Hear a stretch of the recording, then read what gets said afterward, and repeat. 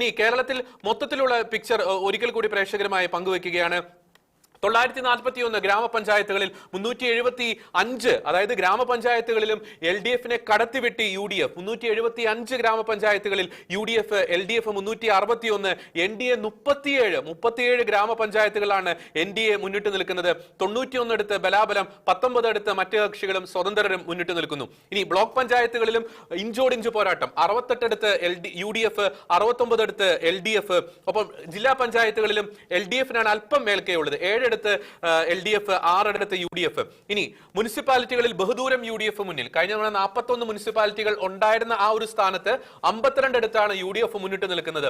30 അടുത്ത് LDF മുന്നിട്ട് നിൽക്കുന്നു. ഇനി കോർപ്പറേഷൻ, ഞാൻ നേരത്തെ പറഞ്ഞതുപോലെ 4-1 എന്നതാണ് സ്കോർ ബോർഡ്. അപ്പൊ തീർച്ചയായിട്ടും UDF തരംഗം, UDF. അതെ, തീർച്ചയായിട്ടും അത് തലസ്ഥാനം എന്ന് പറയുന്നത് LDFന്റെ കയ്യിൽ നിന്ന് പോവുകയാണ്. ഇതൊരിക്കലും LDFന് മായ്ച്ചാൽ മായാത്ത ഒരു മുറിവായിരിക്കും എന്ന കാര്യത്തിൽ യാതൊരു സംശയമില്ല. ഇപ്പോഴത്തെ ഭരണമുള്ളതുകൊണ്ട്.